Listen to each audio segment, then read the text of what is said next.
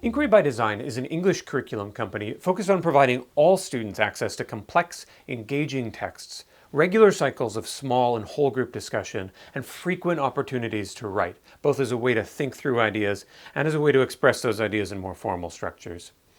At IBD, we believe that all students are capable of working at high levels. And we believe that students should be engaged in the types of real work that adult readers and writers do with literature. This is the heart of our apprenticeship model.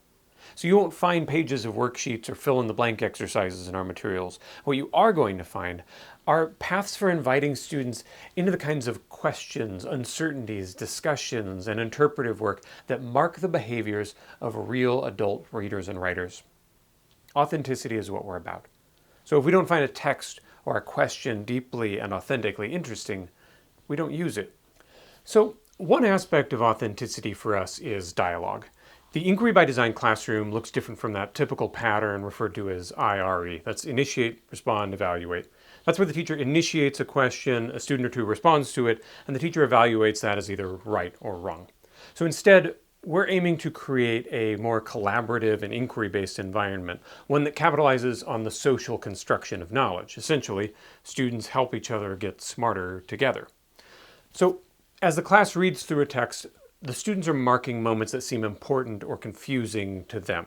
They're marking questions that are raised for them personally. And they take these moments back and discuss them with their peers, and their own comments and questions become the foundation for deeper understanding. These moments help scaffold the structured inquiry work that follows. Students cycle almost daily through these kinds of small and whole group discussions in our work, and these aren't perfunctory turn-in talks. The content and the quality of these conversations matters because it feeds right back into the reading and writing work that students are doing. And here we keep seeing that apprenticeship model at play. As students move through more sophisticated cycles of work with a text, the teacher's not focused on getting the class to some kind of right answer. The teacher's focused on guiding them through the processes and the kinds of thinking that readers and writers do with a text. The teacher's giving them feedback and opportunities to reflect on their work, pushing them with more questions. At the end of the unit, it doesn't really matter if the students have the exact same interpretation of the text as we do. What matters is that the students genuinely engage with the materials, that they do the hard thinking work that goes with the text, that they can formulate their ideas and support them with examples and explain them to their peers, and when they listen to other ideas, that they can evaluate them and modify their own views when it's appropriate. Our goal isn't to produce a class of students who can guess what the teacher is thinking. Our goal is to foster thoughtful readers who can engage in critical discourse about their ideas. Now, when it comes to developing thoughtful readers, we believe it's important for students to have both a rich, fulfilling, independent reading life, one that's marked by student-selected reading supported by structures and systems in the classroom, as well as a foundation of common experiences with their peers, one that's driven by challenging texts that everyone gets to grapple with together. We see these two aspects as mutually reinforcing.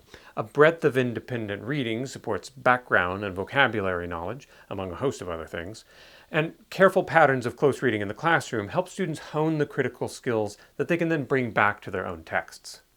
Writing is integral to this whole process. In fact, for us, the beginning of the writing process is the moment a student picks up a text to read it for the first time.